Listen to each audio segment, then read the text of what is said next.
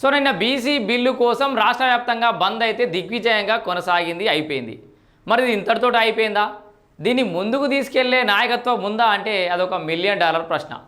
ఇక ఆ విషయం పక్కకు పెడితే ఈ బిల్లు కోసం, ఈ బంద్ కోసం అన్ని పార్టీల నాయకులు కూడా మద్దతు ప్రకటించారు. మరి మద్దతు ప్రకటించినటువంటి నాయకులు ఎవరైనా రోడ్డు మీదకి వచ్చారా అంటే చాలా మంది రాలేదు.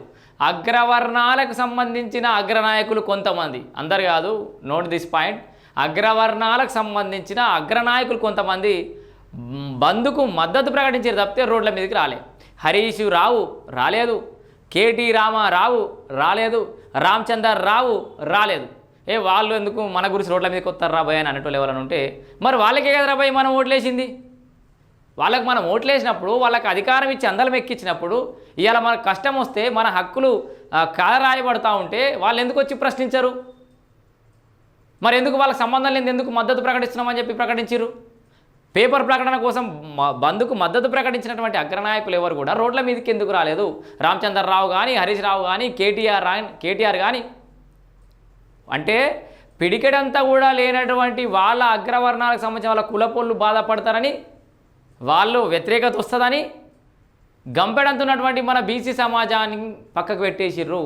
ఈ లాజిక్ ఆలోచించరు. పిడికడంతా లేని వాళ్ళ సమాజానికి వాళ్ళు భయపడ్డరే తప్పితే ఇంతమంది ఉన్న మన గురించి భయపడలేదు. ఎందుకంటే మన దగ్గర ఐక్యత లోపించింది.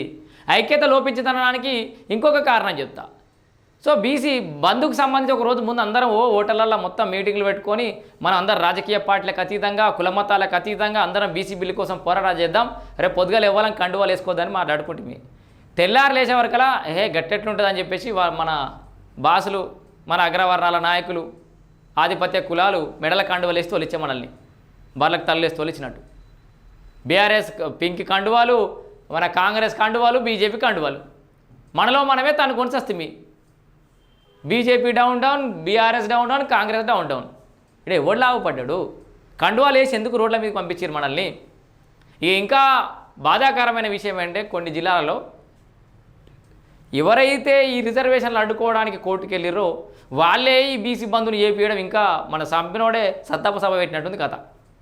టెంట్లు వేసి భోజనాలు పెట్టించిన నాయకుడే, గత బీసీ రిజర్వేషన్లు అడ్డుకున్న నాయకుడే టెంట్లు వేసి భోజనాలు పెట్టించిండు. ఇక ఆ టెంట్ కింద ఓ నాయకుడు మొత్తుకుంటాడు. ఇక అయితే 3 సార్లు అవకాశం ఇచ్చిండు మా నాయకుడు బీసీగా.